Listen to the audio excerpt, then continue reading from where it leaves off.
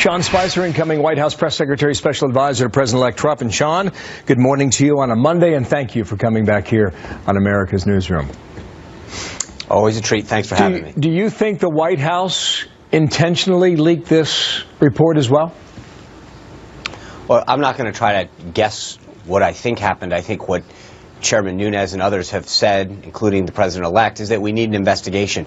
We're talking about classified information pertaining to our nation's cybersecurity and what has happened. And the idea that members of the media were given that report prior to, not at all, frankly, never mind the timing, at all is troubling. But the idea that they were given it prior to the President-elect and the Gang of Eight, as Chairman Nunes pointed out, it should be troubling to everybody. Because part of the classified information really gets to the... I mean, there's not... Who else would have that information? The list in Washington is not long. That's right. But again, I'm not here to impugn anybody about what they may or may not have done. I think the right way to go about this is exactly as the President-elect and Chairman Nunes have said, which is we needed to have hearings and an investigation as to how this happened, because somebody is responsible for this, and it's very troubling. Okay. Will there be an investigation, conversely, into Russia for the hacking of the past year?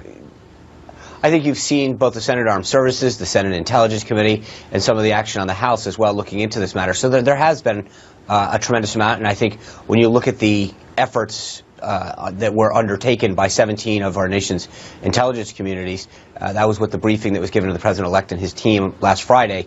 There has been extensive research and intelligence looking into how this all happened. Yeah, but one of the things that gets lost, and I know... Fine point on this, Sean. Lindsey Graham, John McCain, others over the weekend, they're saying, and these are Republicans clearly, they're saying that they will pursue it. Will a Trump administration support that pursuit?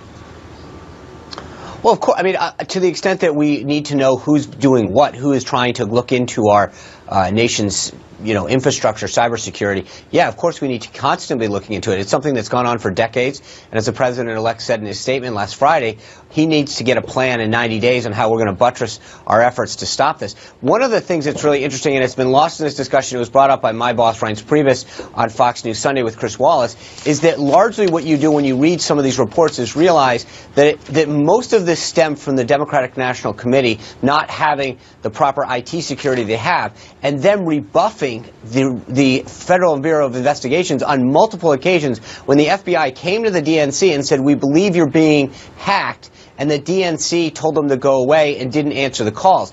I think one of the massive takeaways of all of this reporting that's getting lost is that when a law enforcement agency calls you to inform you that there's something going on, take the call, heed their advice, and act. That is something that the Democratic National Committee failed to do on numerous occasions, and it's frankly gotten lost in the entire conversation. Okay, point taken on that. Hearings start tomorrow. Do you expect any nominee to not get confirmed, Sean? No.